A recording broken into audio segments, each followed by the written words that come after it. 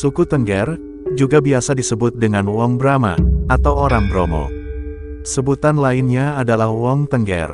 Suku ini menempati daerah dataran tinggi Pegunungan Bromo, Semeru, Tengger yang terletak di Jawa Timur. Sebagian dari masyarakat Tengger juga tersebar dan tinggal di Kabupaten Lumajang, Kabupaten Probolinggo, Kabupaten Pasuruan, dan Kabupaten Malang. Saat ini, jumlah populasi suku Tengger mencapai 500.000 jiwa. Berkaitan dengan nama Tengger, yang disematkan untuk kelompok etnis ini, setidaknya ada 3 teori yang bisa menjelaskannya, yaitu Tengger bermakna pegunungan. Hal ini sangat sesuai dengan tempat tinggal mereka yang berada di dataran tinggi. Tengger memiliki arti berdiam diri tanpa gerak atau berdiri tegak. Hal ini sangat berkaitan dengan karakteristik masyarakat Tengger yang berbudi pekerti luhur. Watak ini tercermin dalam segala aspek kehidupan yang mereka jalani. Tengger berasal dari gabungan nama leluhur suku Tengger. Kedua nama tersebut adalah Roro Anteng dan Joko Seger. Dipercaya bahwa suku Tengger merupakan keturunan dari penduduk kerajaan Majapahit. Pada sekitar abad ke-16, kerajaan Majapahit mendapat serangan dari kerajaan yang dipimpin oleh Raden Patah. Pada saat itu sering terjadi peperangan dan pertentangan karena perbedaan agama. Agama Buddha dan Hindu yang lebih dulu masuk ke tanah air mulai tergeser dengan masuknya agama Islam. Di masa lalu, agar agama dapat tersebar luas terkadang digunakan cara paksaan dengan berperang. Sebab pada masa itu masyarakat masih hidup secara berkelompok dan sangat protektif terhadap kelompoknya. Musyawarah sulit dilakukan, sehingga saat terjadi serangan dari kerajaan Islam, beberapa penduduk Majapahit lari ke arah Pegunungan Bromo. Ada pula yang mengungsikan diri ke Pulau Bali dan akhirnya menjadi suku Bali yang ada saat ini. Pengungsi dari kerajaan Majapahit yang mengungsi ke pegunungan di Jawa Timur memilih untuk menutup diri dari dunia luar. Alasan terbesarnya adalah karena mereka ingin hidup damai dengan kelompoknya, tanpa terlibat peperangan yang baru mereka lewati. Mereka akhirnya membentuk komunitas sendiri yang disebut sebagai suku Tengger.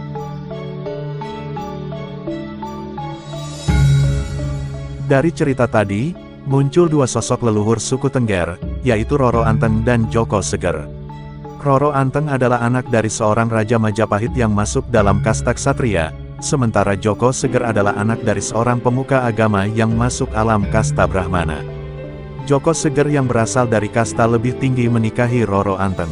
Mereka berdua ikut mengungsi ke pegunungan Jawa Timur dan menjadi pemimpin bagi masyarakat Tengger. Pernikahan Roro Anteng dan Joko Seger memberi dampak bagi kehidupan dan adat istiadat suku Tengger. Mereka tidak mengenal kasta dalam kehidupan, semuanya menjadi satu saudara dan punya kedudukan yang sama.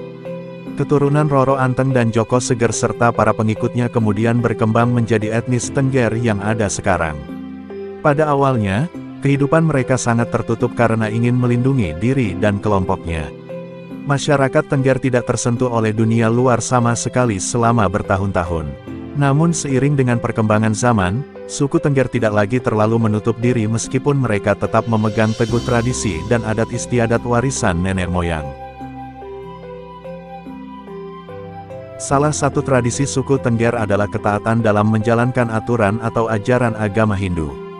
Sebagian besar orang Tengger adalah pemeluk agama Hindu. Oleh sebab itu, sangat diyakini suku Tengger merupakan keturunan langsung dari kerajaan Majapahit yang dahulu merupakan kerajaan Hindu. Hal ini selaras dengan asal-usul kata Tengger yang berasal legenda Roro Anteng dan Joko Seger. Bila dalam agama Hindu India ada sistem kasta dalam kehidupan sosial yang bertingkat-tingkat, lain halnya dengan agama Hindu yang dianut masyarakat Tengger. Mereka mengikuti ajaran Roro Anteng dan Joko Seger yang mengajarkan rasa persaudaraan yang kuat, sehingga tidak ada sistem kasta pada kehidupan masyarakat Tengger. Semua adalah satu saudara dan satu keturunan. Gunung Bromo adalah tempat yang sakral bagi masyarakat Tengger. Mereka mempercayai gunung ini adalah gunung suci. Setiap 1 tahun sekali, masyarakat Tengger akan mengadakan upacara adat di bawah kaki Gunung Bromo. Tepatnya di sebuah pura yang bernama Pura Luhur Poten Bromo. Upacara tersebut kemudian akan berlanjut ke puncak Gunung Bromo. Seperti halnya suku lain yang ada di Nusantara, suku Tengger juga memiliki keunikannya berdasarkan tradisi dan kebudayaan. Beberapa keunikan suku Tengger antara lain. Perayaan Hari Karo. Karo bagi masyarakat Tengger adalah hari raya paling besar. Datangnya hari ini sangat dinanti-nanti oleh masyarakat Tengger. Pada dasarnya, Hari Raya Karo dirayakan bersamaan dengan Hari Raya Nyepi. Saat Hari Raya Karo, masyarakat Tengger akan melakukan pawai dengan membawa hasil bumi. Kemudian ada pula pementasan kesenian adat seperti pergelaran tari sodoran. Selanjutnya acara dilanjutkan dengan bersilaturahmi ke rumah saudara dan juga tetangga. Ritual Hari Raya Karo dipimpin oleh seorang ratu. Ratu dalam masyarakat Tengger mempunyai arti seorang pemimpin yang bertugas untuk memimpin doa. Seorang ratu adalah seorang laki-laki. Selain disebut sebagai ratu, suku Tengger juga menyebutnya sebagai dukun. Yatnya Kasada. Yatnya Kasada adalah upacara adat yang dilakukan setiap tahun. Acara ini diikuti oleh masyarakat Tengger maupun wisatawan lokal dan mancanegara. Wisatawan dapat melihat langsung jalannya upacara, asalkan tidak mengganggu dan tetap menjaga jarak serta tidak membuat keributan. Upacara Yatnya Kasada sering juga disebut upacara Kasodo. Upacara tradisional ini dilakukan setiap tanggal 14 di bulan Kasada atau bulan ke-10. Yatnya Kasada hanya diikuti oleh masyarakat Tengger yang beragaman Hindu. Masyarakat Tengger menganggap Gunung Bromo sebagai tempat yang suci. Pada upacara Yatnya Kasada, mereka memberikan seserahan berupa hasil panen seperti buah-buahan, sayuran, dan juga hewan ternak.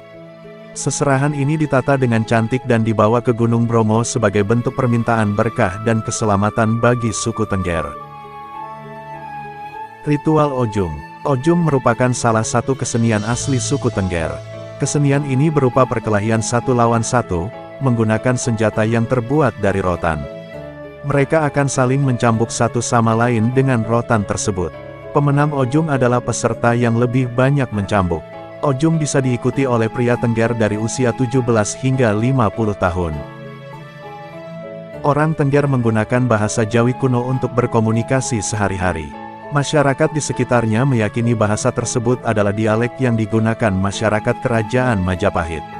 Untuk menulis mantra, orang Tengger menggunakan aksara Jawa Kawi. Secara linguistik, bahasa Tengger adalah rumpun bahasa Jawa dalam cabang bahasa Formosa atau Paiwanik dari rumpun bahasa Austronesia. Ada anggapan yang menyebut bahasa orang Tengger adalah turunan bahasa Kawi yang mempertahankan kalimat-kalimat Jawa kuno yang kini tidak lagi digunakan. Mayoritas masyarakat Tengger bekerja dan bermata pencaharian sebagai petani. Sebagian besar adalah bertani ladang dengan hasil tani meliputi jagung, kentang, tembakau, wortel, dan kubis. Selain bertani, berkembangnya pariwisata di Gunung Bromo membuat masyarakat Tengger membuka diri dan berbaur dengan masyarakat suku lain di sekitarnya. Beberapa di antara mereka bekerja sebagai pemandu wisata di Gunung Bromo. Setiap desa dipimpin oleh kepala desa yang disebut petinggi, serta dibantu oleh carik atau juru tulis kantor desa. Dalam kehidupan masyarakat Tengger, sosok yang dianggap penting dalam kegiatan sosio-religi adalah dukun. Dukun adalah sebutan untuk pemimpin upacara menurut agama Hindu Dharma sekaligus pemimpin adat. Dukun dibantu oleh dua orang yang disebut Wong Sepuh dan Legen. Tugas Wong Sepuh adalah mengurus dan mengelola upacara adat kematian, serta menyediakan semua sesaji. Sedangkan tugas Legen ialah mengurus upacara perkawinan dan perlengkapannya. Sistem kekerabatan kelompok masyarakat Tengger menganut sistem bilateral. Meski keluarga inti lebih menonjol dalam kehidupan sehari-hari, namun dalam urusan sosial maka kekerabatan bilateral lebih diutamakan.